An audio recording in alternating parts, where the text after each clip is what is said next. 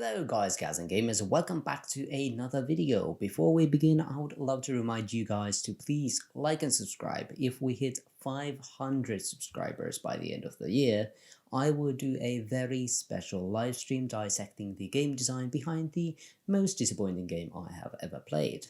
And also, if you're nice, leave a comment down below because I really want to start a discussion with my videos, and I feel like this topic of the day is going to be a really interesting one. So I want to hear you guys' comments and I will be sure to reply to all of you.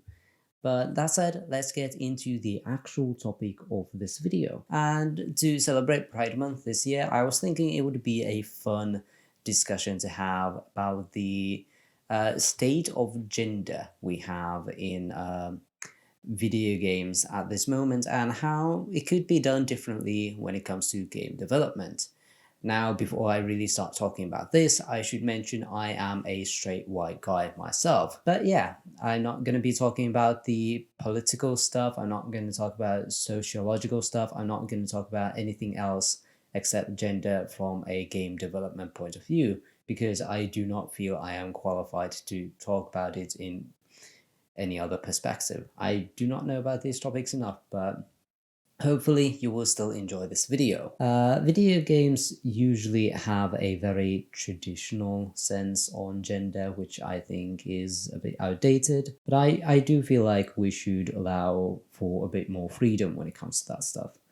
And usually when you start off like a game or something, you have just like the basic selection of, hello, are you a boy or a girl?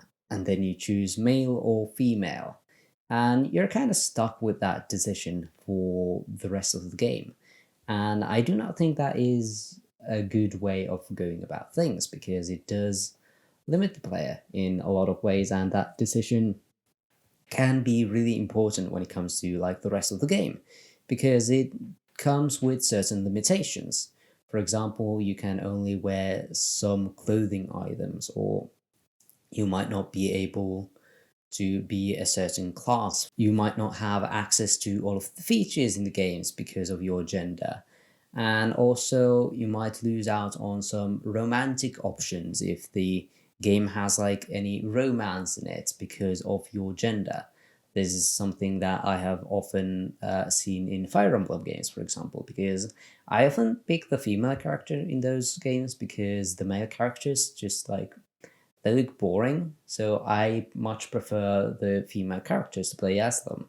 And thankfully, Fire Emblem does have some female romance options for the female character as well, but it doesn't have all of them, which is a shame because not all of my favorite female characters that I would otherwise maybe have like the romance route with are they're just not available for me, and that is a shame. But not all games are even as allowing or free like this, and many don't have like any romance options at all, or maybe just like one character that can be gay if you so want to. And that is a shame, I think. And I think this can be done a lot better in a way that is actually better for all parties involved, and that includes the business folks at the top of the company, the game developers who do actually all of the work and will actually have to do less work because of this, and also for the players because it allows the players to explore more and they are more free to do what they want. And how I would like to make a game, if I were to make a game with like gender selections, I would just use gender as kind of a costume that you have. And what I mean by this is very similar to how I think Animal Crossing New Horizons handles this. In the beginning of Animal Crossing New Horizons, you do have a prompt where the characters ask you, are you male or female? But all that does is kind of give the player knowledge on what pronouns to use when other like players or NPCs are talking about your character. But after that, you are free to express your gender or your identity as much as you want. You can choose any hairstyle you want. You can choose any costume you want.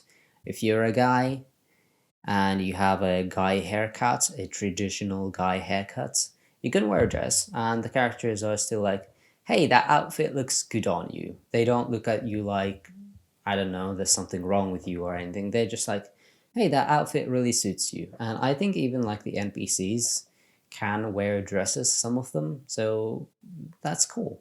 Like the male NPCs can wear dresses. So I think that's cool too.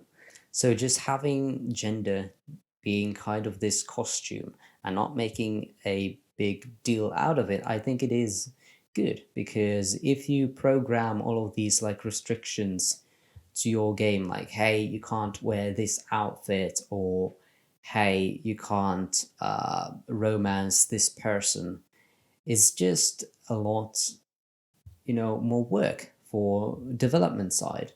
And I think if you just have gender not be a big deal, you can just express yourself how you want, I think it is just much better for game development too. And when it comes to like character creation, you can have like multiple different tools to like express yourself with the player. And these would include like you can choose your body type, not related to your gender. You can have a feminine body type, you can have a masculine body type, and the game is just like, okay, sure, whatever. The feminine body type can have a beard if they want to. Sure, go ahead. Like having all of these restrictions is just more work, and just allowing the player to be who they want and to be whatever is just easier for everyone. And of course, you can also change your voice, which is something I think Forza Horizon Zero Dawn does as well. The racing game or the car game for the Xbox consoles, where I actually remember I was playing Horizon 5, and then I created like this character that looked like my friend, who identifies as a girl and is a girl. And I made the character look like them. It was really fun. It was really cool. But unfortunately, I did not know about this. I got her voice wrong, and I actually gave her like a very masculine, deep voice. So the character who looked exactly like my friend, who usually speak with a soft, quiet voice, had this like cruel, manly, deep voice, like, I am ready for the race. Brr. Which was, I think, was just to me like really funny.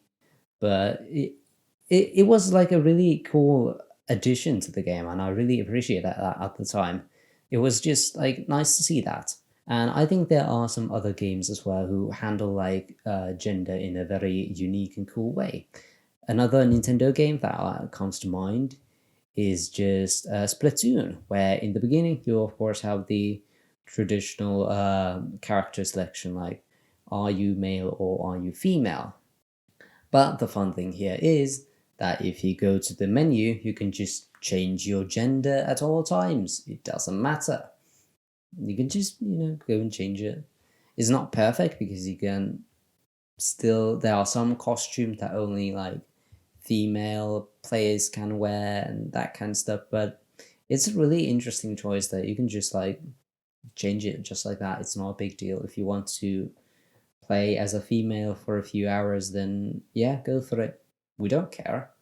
And also, I think Shovel Knight is very interesting when it comes to this. I'm not sure if it's all Shovel Knight games or is it just like the first one that does this. But basically, you have like a selection in the menu where you can like choose the gender of any like main character. You can choose the gender of Shovel Knight. You can have them be female. You can have Shield Knight be male, and then you can have the Enchantress be male as well. And just you can change genders as they want. And also a cool thing is that you can also change their pronouns. So characters who talk about them refer to them in just like as you want them to. So you can choose like, okay, Shovel Knight is they, them, Shield Knight is she, her, and Plague Knight would be he, him. Okay, yeah, that sounds fun. you could just, manage, because you can just manage it all, because it doesn't really matter. It doesn't like make anything different about the game. It just allows for more expression from the player. And I think that is something really cool and something I just want to see more. And basically, having just restrictions on your gender, just, it's a lot more work, and it's not modern day anymore. So I wish that games would kind of learn from this and just not make it a big deal. Not make it a big deal. You can just be who you want. And of course, there are certain games that definitely benefit from having a character that's ready made and ready built. Like if you want to tell a story about like a male soldier in World War II or something, then it makes sense to have that character. If you want to have a trans character tell their story and have that be impactful in the game, like in Tell Me Why, then okay, yeah, have that. But when you're creating a character and when the gender doesn't really matter, I don't see any reason why we should not do this, because it's just much more fun for everyone. Even if you are like a straight white guy like me, because I can still like appreciate these things. And I always thrive for more inclusivity, because it's just like beneficial for everyone. And yeah, that's basically all I have to say in this video. Hopefully you enjoyed this. Let me know what you thought about this video in the comments below. And I have nothing else to add here, so I will just see you guys next time. Bye bye.